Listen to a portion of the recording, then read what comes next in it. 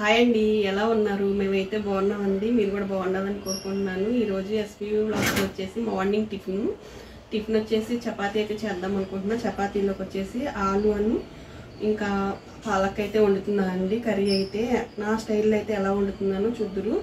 అయితే ఈ ఆలు పాలక్ కర్రీ చపాతీలోకి సూపర్ ఉంటుంది, చాలా బాగుంటుంది అనమాట. ఒకసారి ట్రై చేయండి మీరు కూడాను. పాలకూర వచ్చేసి శుభ్రంగా క్లీన్ చేసుకోవాలండి. సన్నకాడు ఉన్నా పర్వాలేదు. పాలకూర అయితే ఇట్లా క్లీన్ చేసుకోవాలి. వాటర్లో వేసేసి కడిగేసి పెట్టేసుకున్నాను. ఇంకా ఆలు కూడా కడిగేసేసి ఇట్లా ముక్కలుగా కట్ చేసుకొని పెట్టుకున్నాను. దాంట్లో అయితే వాటర్ అయితే పోసుకుంటున్నాను. ఆలులో ఇంకా పాలకూరలో కూడా వాటర్ అయితే పోసుకోవాలి. ఇక ఇవి రెండు కలిపేసి ఉడకపెట్టాలన్నమాట. అంటే సపరేట్గా కానీ పొయ్యి మీద పెట్టుకొని ఇలా ఉడకపెట్టుకోవాలి. దాంట్లోకి మనము సాల్ట్ అయితే వేసుకోవాలి. ఆలులోకి కొంచెం సరిపడా సాల్టు, అదేవిధంగా పాలకూరలో కూడా మనకి కొంచెం సాల్ట్ అయితే సరిపోద్ది, ఎక్కువైతే వేయొద్దు. పాలకూరలో ఆల్రెడీ ఉప్పుదనం అయితే ఉంటుందన్నమాట, ఎక్కువగా పట్టదన్నమాట, చూసుకొని వేసుకోవాలి. ఇంకా పాలకూర ఉడికేటప్పుడే ఒక టమాటా అయితే తీసుకున్నాను కదా, అదైతే వేసుకున్నాను. అది కూడా ఉడికిద్ది అనమాట పాలకూరలో. ఈ కూరలోకి వచ్చేసి కొంచెం అల్లం వెల్లుల్లిపాయ పేస్ట్ కూడా వేసుకోవాలి. కాబట్టి నేను కొంచెం అల్లం వెల్లుల్లిపాయ తీసుకున్నాను. చిన్న రోట్లో అయితే దంచుతున్నాను అనమాట, ఎందుకంటే మిక్సీలో వేసినా సరిపోదు కాబట్టి. ఇక్కడైతే పాలకూర ఉడికిపోయింది. పాలకూర ఉడకంగానే మనం ఆ వాటర్ అయితే వేడి వాటర్ అయితే ఉంచేసుకొని ఇంకా చల్లని వాటర్ అయితే పోసుకోవాలి. కూలింగ్ వాటర్ లాంటిది పోసుకుంటే మనకి కలర్ అయితే చేంజ్ అవ్వదు, కలర్ గ్రీన్ కలర్లోనే ఉంటుంది అనమాట. టమాటా మీద ఉన్న పీల్ అయితే తీసేసుకొని మిక్సీలో అయితే వేసుకోవాలి. పాలకూర ఇంకా టమాటా రెండు కలిపి వేసేసి మిక్సీ వేసుకోవాలన్నమాట, గ్రైండ్ చేసుకోవాలి. మనం ఎప్పుడైనా పాలకూర ఉడకపెట్టినప్పుడు వేడి నీళ్ళు వంపేసేసి చల్లటి నీళ్ళు పోసుకుంటే మనకు ఆ కలర్ అయితే ఎప్పటికీ అలానే ఉంటుంది. కర్రీ కూడా ఉడికినా కానీ మనకి గ్రీన్ కలర్ అయితే పోదన్నమాట, చక్కగా గ్రీన్ కలర్లో ఉంటుంది కర్రీ కూడాను. కర్రీ ప్రిపేర్ అయితే చేద్దామండి. ఇప్పుడైతే బాండీ పెట్టుకొని 2 గరిటెలు అయితే ఆయిల్ అయితే వేసుకున్నాను అనమాట. ఆయిల్ హీట్ అవ్వగానే జీలకర్ర అయితే వేసుకున్నాను. అంటే తాలింపు దినుసులు అంటే ఆవాలు, ఇంకా పచ్చిశనగపప్పు, మినప్పప్పు అలాంటివి ఏమి వేయవసరం లేదనమాట. ఉట్టి జీలకర్ర అయితే వేసుకున్నాక ఒక 7-8 వరకు జీడిపప్పు అయితే వేసుకోవాలి. ఈ పప్పు కూడా ఫ్రై అవ్వాలన్నమాట, కొంచెం దోరగా ఫ్రై అయితే సరిపోతుంది. తర్వాత మనం నూరి పెట్టుకున్న అల్లం వెల్లుల్లిపాయ పేస్ట్ అయితే ఉంది కదండి, అదైతే వేసుకున్నాను. అది కూడా కొంచెం లైట్గా ఫ్రై అయిన తర్వాత కొంచెం పసుపు అయితే వేసుకోవాలి. ఇంకా పసుపు వేసిన తర్వాత కొంచెం ఫ్రై చేసుకోవాలన్నమాట.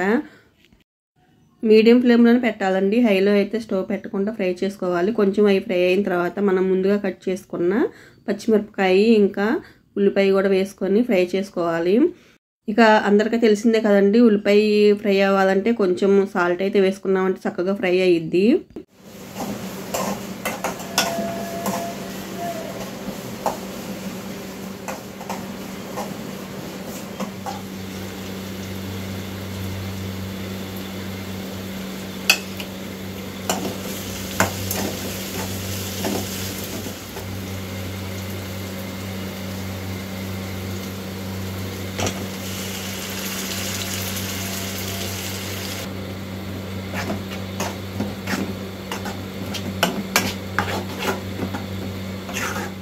పాలకూర మిక్సీ వేసుకున్నాం కదండి, వేసిన తర్వాత కొంచెం మనకు ఉడికి పట్టిన తర్వాత కొంచెం జీరా పొడి ఇంకా ధనియా పొడి అయితే వేసుకోవాలి. కొంచెం కారం అయితే వేసుకోవాలి, ఎందుకంటే మనకి చపాతీలోకి కారంగా ఉంటే మటుకి కర్రీ అయితే బాగోదు.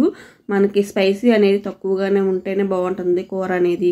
పాలకూర ఇంకా ఆలు కలిపేసేసి ఈ కూర కొంచెం ఉడికి పట్టిన తర్వాత మనం కొంచెం వాటర్ అయితే వేసుకోవాలి. ఇంకా పాలకూరలో పచ్చిదనం ఏమైనా ఉంటే ఇంక ఉడికి ఆ పచ్చిదనం అంతా పోయిద్ది కొంచెం వాటర్ వేసుకుంటే. వాటర్ అయితే వేసిన తర్వాత కొంచెంసేపు ఉడకాలండి. ఉడికిన తర్వాత కొంచెం కొత్తిమీర అయితే వేసుకున్నామంటే ఫ్లేవర్ కోసం బాగుంటుంది. మనం ఉడకపెట్టుకున్న ఆలు మటుకి మనం దించపోయే ముందు ఒక 5 నిమిషాల ముందు అయితే వేసుకోవాలి.